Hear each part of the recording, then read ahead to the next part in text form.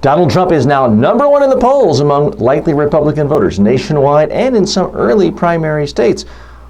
What does this mean?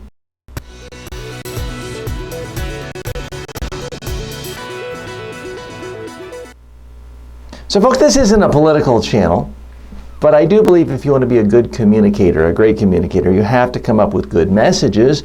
In order to come up with good messages, you have to occasionally look at polling data and understand it in an intelligent, rational way. Now, the polls, in fact, do show that Donald Trump is number one among likely Republican voters when it comes to their selection for president in 2006. What does this really mean? Well, it's simply not true that polls are meaningless or polls are meaningless a year and a half before the elections. That's not true. Polls are often extraordinarily meaningful. You go back in time to 1999, George W. Bush was number one in the polls among Republicans. John McCain, a year and a half out, was number one in a lot of polls. And you can go on and on and on. Mitt Romney did quite well in 2011 in early polls. So it's simply not true that polls don't matter, but you have to look at all the polling data. And folks, you don't have to go get a PhD in statistics. You just have to read everything the poll measured.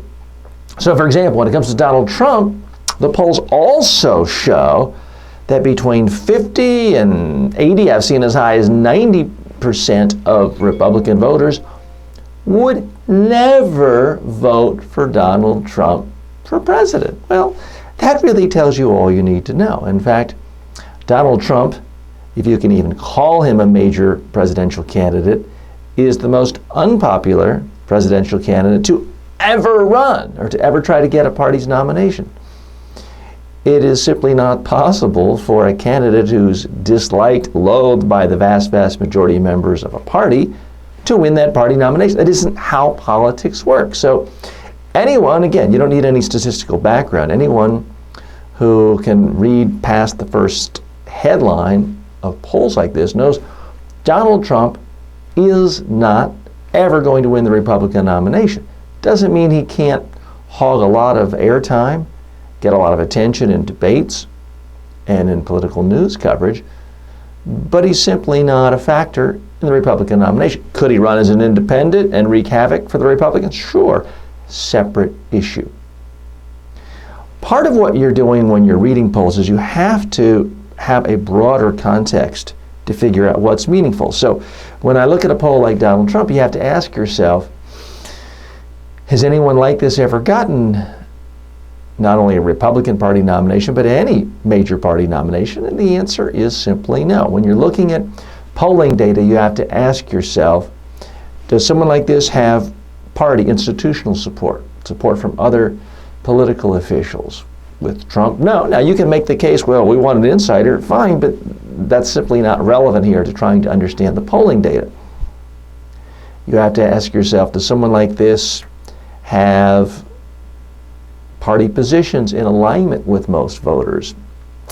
All of these factors can help you weed out and weed in certain aspects of the data. So for example, back in 2007, Rudy Giuliani was running for president. He was soaring above all the others when it comes to the Republicans seeking the GOP nomination. He was just destroying. He was up 30, 40, 50 points ahead of other candidates. Was it meaningful? Again, I would argue no, because when you look at the history of the Republican Party, there simply was no precedent of the party nominating someone who had views so out of sync with the mainstream of the Republican voters.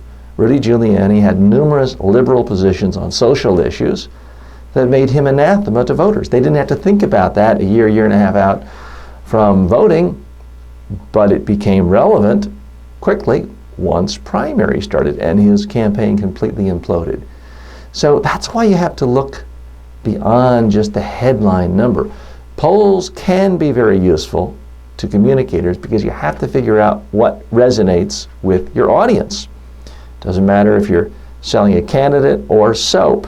Sorry if that sounds crass for you, but you have to understand it. That's also why you're not going to see many Republican candidates attacking Donald Trump, because they realize that he's not what stands between them and getting the nomination. There's going to be, if they don't win themselves, it's going to be because of another candidate, not because of Donald Trump. So please look at polls, but you have to look at the fine print. Not even the fine print, the second sentence and the third sentence and the other findings to figure out what's truly meaningful.